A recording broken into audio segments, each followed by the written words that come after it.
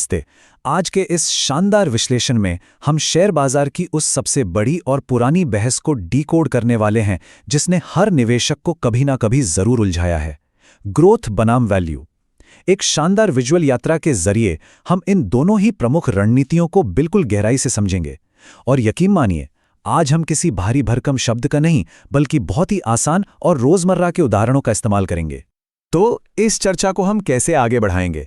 सबसे पहले दो दुकानों के बहुत ही दिलचस्प उदाहरण से शुरुआत करेंगे, फिर ग्रोथ स्टॉक और वैल्यू स्टॉक की अलग-अलग मानसिकता को समझेंगे।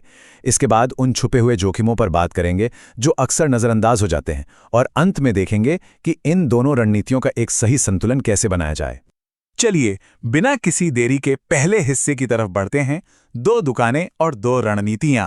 बाजार में कदम रखते ही हर किसी के मन में एक ही शाश्वत प्रश्न आता है, क्या ग्रोथ स्टॉक्स में पैसा लगाना सही है या फिर वैल्यू स्टॉक्स में? सच कहें तो दोनों के अपने अपने फायदे हैं और दोनों ही तरीकों से पैसा बनता है। तो इस उलझन को कैसे सुलझाएं?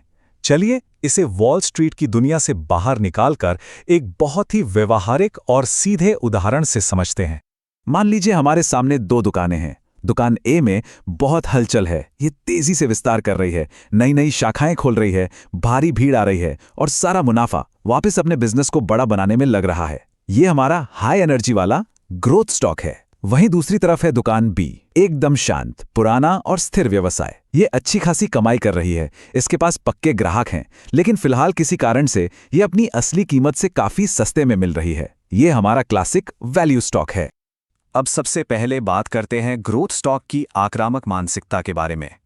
दरअसल ग्रोथ स्टॉक्स वो कंपनियां होती हैं जिनसे भविष्य में अपनी आय, मुनाफे और बाजार हिस्सेदारी को बहुत तेजी से बढ़ाने की उम्मीद की जाती है। इन कंपनियों का पूरा फोकस सिर्फ विस्तार, नए इनोवेशन और नई तकनीक पर होता है। ये कंपनियां आमतौर पर कोई बड़ा डिविडेंड नहीं देती। क्यों? क्योंकि वे अपने मुनाफे का हर एक पैसा वापस व्यापार को और भी तेजी से बढ़ाने में लगा देती हैं। उनका लक्ष्य आज मुनाफा बांटना नहीं, बल्कि कल के बाजार पर पूरी तरह से राज करना होता है। इसलिए निवेशक इन कंपनियों के लिए एक प्रीमियम यानी ज्यादा कीमत चुकाने को भी तैयार रहते हैं। यहाँ तेज राजस्व वृद्धि की उम्मीद होती है। ज़ोमैटो, नाइका, टेस्ला या फिर एनवीडिया जैसी कंपनियों के बारे में सोचिए। यहाँ दांव भविष्य की असीम संभावनाओं पर लगा है। हाँ, एक बात जरूर है, इसमें अस्थिरता यानी वोलैटिलिटी बहुत अधिक होती है। कीमतें तेजी से ऊपर नीचे हो सकती हैं, लेकिन जब अर्थव्यवस्था तेजी पर हो तो अपार संपत्ति भी यहीं बनती है। अगर इस मानसिकता को किसी एक इंसान से समझना हो तो दिग्गज निवेशक कैथी वुड का नाम सबसे पहले आता है। उनका साफ मानना है कि हमें उन शुरुआती तकनीकों को खोजना चाहिए जो भविष्य में पूरी दुनिया के काम करने का तरीका ही बदल दें। उनकी नज़र हमेशा इस बात पर रहती है कि भविष्य में कौन सी कंपनी सबसे बड़ी बन सकती है। ये सोच आज की बैलेंस शीट पर नहीं, बल्कि कल के भारी बदलाव और इनोवेशन पर आधारित है। इसे हम क्रिकेट के मैदान से भी समझ सकते हैं। कल्पना कीजिए ऐसे युवा खिलाड़ी की जो घरेलू मैचों में बेहद आक्रामक तरीके से रन बना रहा है।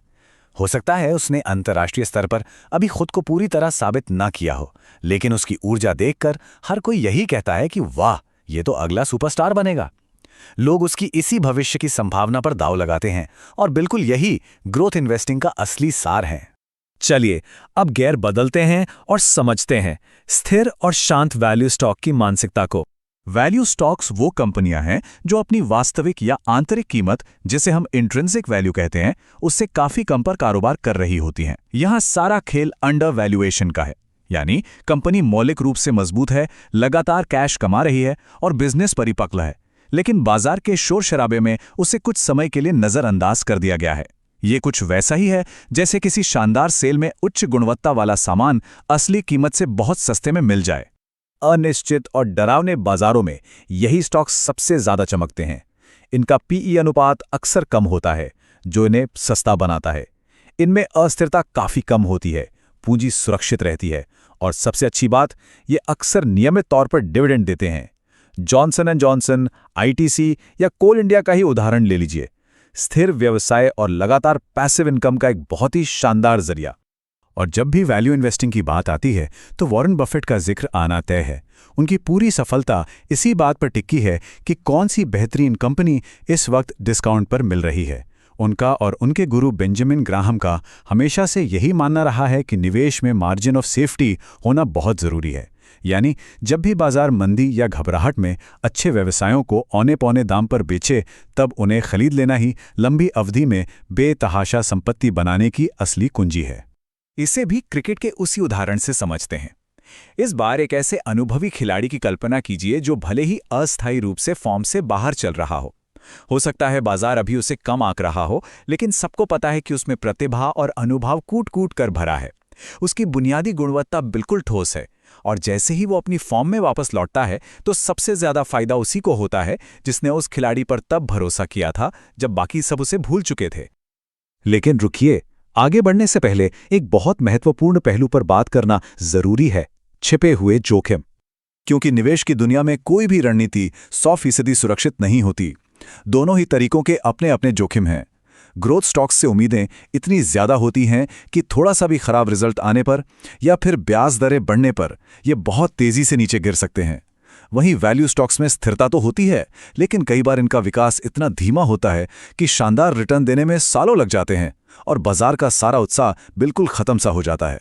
और यहीं से जन्म होता है शेयर बाजार के एक बहुत ही खौफनाक खतरे का, जिसे हम वैल्यू ट्रैप कहते हैं। शुरुआती निवेशक अक्सर एक शेयर को सिर्फ इसलिए खरीद लेते हैं क्योंकि वो बहुत सस्ता दिख रहा होता है। लेकिन ध्यान देने वाली बात यह है कि कभी कभी कोई कंपनी इसलिए सस्ती नहीं होती कि बाजार ने उसे अंडर वैल्यू किया है, बल्कि इसलिए सस्ती होती है क्योंकि उसका असली बिजनेस ही कमजोर या पतन की ओर जा रहा होता है। सस्ता शेयर यहां एक फंदा बन जाता है।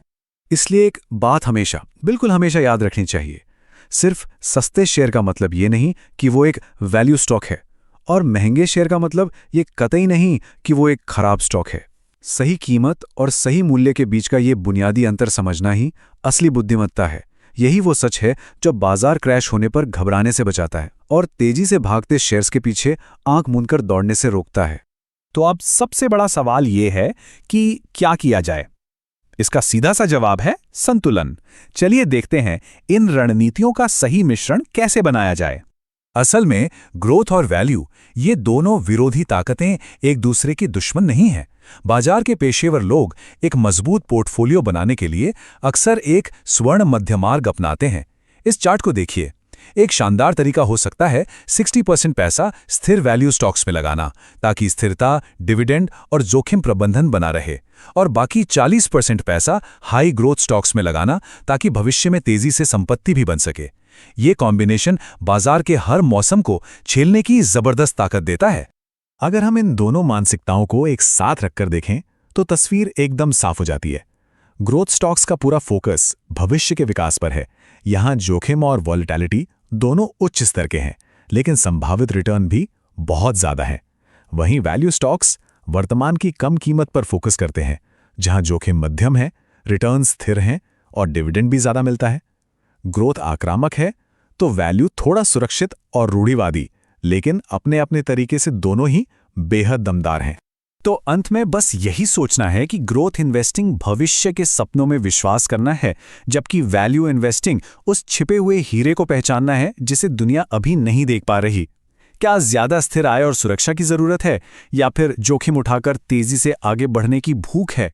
इन सवालों के ईमानदारी से दिए गए जवाब ही किसी भी निवेशक की एक सफल वित्तीय यात्रा तय करेंगे। बाजार को करीब से समझते रहिए, सीखते रहिए, और ये तय कीजिए कि कौन सा रास्ता निवेश के व्यक्तिगत लक्ष्यों के सबसे ज्यादा करीब है।